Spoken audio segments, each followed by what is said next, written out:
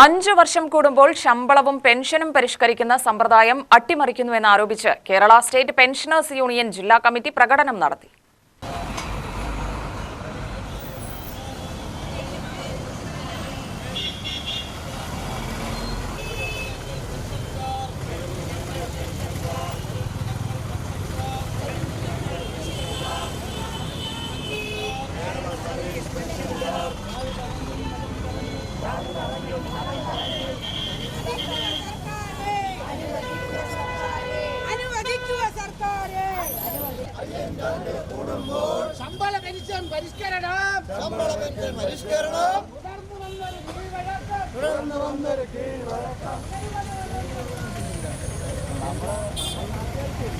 Palakkad civil സ്റ്റേഷനിലേക്ക് നടന്ന പ്രകടനം സംസ്ഥാന സെക്രട്ടറി MD കോമളം ഉദ്ഘാടനം ചെയ്തു. ജില്ലാ വൈസ് പ്രസിഡന്റ് T കുഞ്ചു അധ്യക്ഷത വഹിച്ചു. അതായത് അർഹമായ ഒരാൾ ചെയ്യുന്ന ജോലിക്ക് അർഹമായ കൂലി ദിവസവും കൊടുക്കുന്നതല്ല ഇത്. അത് എത്രയാണ് എന്ന് തീരുമാനിച്ചിട്ടില്ല അവർ. അതിനും പല സിദ്ധാന്തങ്ങളൊക്കെ ഉണ്ട്. നിങ്ങൾക്കറിയാം, 73 ഒരു പണിമുടക്ക് നടന്നു.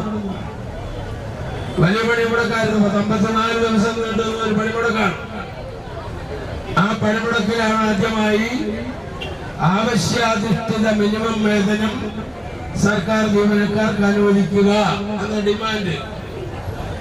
ആവശ്യാധിഷ്ഠിത മിനിമം വേതനം എന്താണെന്നുള്ളത് അത് ഞാൻ പറഞ്ഞ ഭരണഘടനയുടെ വകുപ്പുകളിലടക്കം പറഞ്ഞിട്ടുണ്ട്. അത് നോക്കിയിട്ടാണ് അതിനനുസരിച്ചൊരു ഒരാളിന് ജീവിക്കാൻ ആവശ്യമായ എത്ര കലോറി ഊർജം വേണം ഒരു ദിവസം, ആ ഊർജം ഉൽപ്പാദിപ്പിക്കുന്ന വസ്തുക്കൾ വാങ്ങി പഠിക്കണമെങ്കിൽ എത്ര പണം വേണം, അങ്ങനെ ചുരുങ്ങിയ നിലയിൽ അവശ്യാധിഷ്ഠിതമായി ജീവിക്കാൻ ആവശ്യമായ ചുരുങ്ങിയ കൂലി കിട്ടണം എന്ന് പറഞ്ഞിട്ടുള്ള സമരമാണ് നടന്നത്.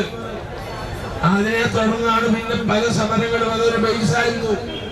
ആ സമരങ്ങളിൽ കൂടി കോടതിയുടെ വിധികളും പലതും ഒക്കെ വെച്ചുകൊണ്ടാണ് പടിപ്പടിയായി നമ്മുടെയൊക്കെ പെൻഷനും ശമ്പളങ്ങളും ഒക്കെ ഉയർന്നത്.